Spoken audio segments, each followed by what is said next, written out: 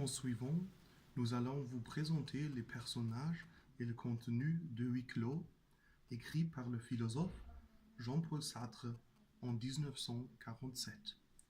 D'abord, nous vous informons sur le lieu, puis le contenu, après les caractères et à la fin des interprétations.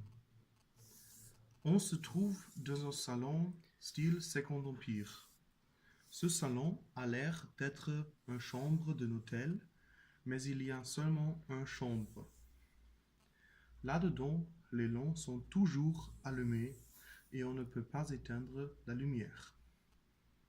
Il n'y a pas de glace, pas de fenêtre, mais les personnages peuvent regarder sur la terre.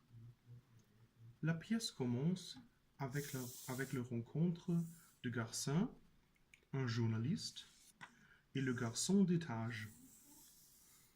Garcin est très désorienté par la situation, parce qu'il justement vient de réaliser qu'il est en enfer.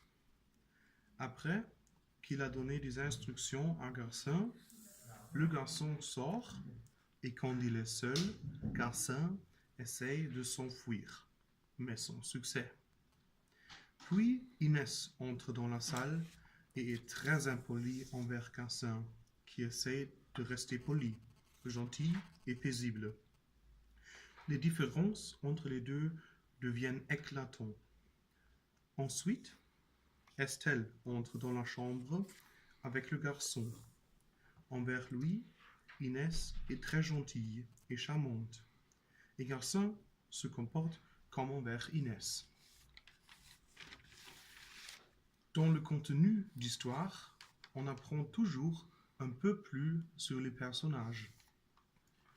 Joseph Garcin était homme de lettres et journaliste. Il vient de Rio de Janeiro et était fusillé par 12 balles. Au début, il a l'air d'être très poli, mais de temps en temps, le lecteur apprend plus de son vrai caractère. Garcin a maltraité sa femme et ça montre qu'il essaie de cacher son caractère. Inès Serrano était employée de poste. En plus, elle est lesbienne et était étouffée à cause du gaz. Déjà dans la première scène avec Estelle, il devient clair qu'Inès s'intéresse à elle, parce qu'elle est très polie et prévenante. Au contraire, Inès est beaucoup plus impolie envers Garcin. Ça clarifie qu'elle ne veut pas avoir affaire avec lui. En outre, elle part très sèche, ce qui illustre qu'elle n'a pas d'intérêt de Garcin. D'ailleurs, Inès est jalouse de Garcin, parce que l'opinion de Garcin est plus importante pour elle que la vôtre, et Estelle est aussi intéressée à Garcin. Estelle Rigaud, la troisième et la dernière personne dans la chambre. Elle vivait à Paris et elle était bourgeoise. En plus, Estelle était morte à cause d'une pneumonie. À propos de son comportement, on peut dire qu'elle est un peu impertinente, mais quand même, elle reste polie. Elle est un peu plus ouverte que les deux autres, ce qu'on voit déjà au début du rencontre, parce qu'elle se nomme la première et Inès et Garcin sont plutôt effacés.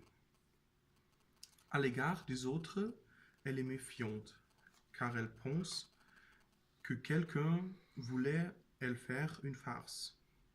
Et puis, elle est très chuchoteuse, notamment à propos de ses vêtements. Bien qu'elle est un peu plus ouverte qu'Inès et Garcin, il est visible qu'elle est renfermée. De ces conditions, il se développe plusieurs problèmes avec beaucoup de facettes. Garcin a besoin de la confirmation d'Inès. Inès tombe amoureux à Estelle et Estelle tombe amoureux à Garcin. Au début, les trois essayent de s'abstenir de parler, mais ce projet échoue après quelques instants Égarcin est très énervé par les femmes. Chacun souffre de la présence des autres. Une situation très remarquable se passe quand la porte s'ouvre et les personnages peuvent enfin sortir. Garcin, qui a tout le temps prétendu d'être courageux, ne peut pas quitter la salle.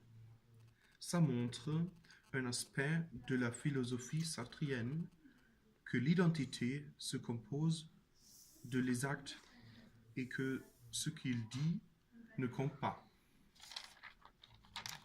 Parlons de l'enfer de Sartre, il ne s'agit pas d'un lieu religieux, mais pour montrer ce qu'un homme est, il doit être mort avant.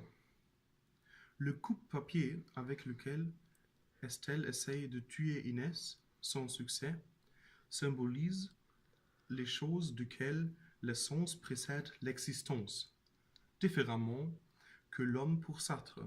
Pour lui, l'existence des hommes précède l'essence. Merci pour votre attention.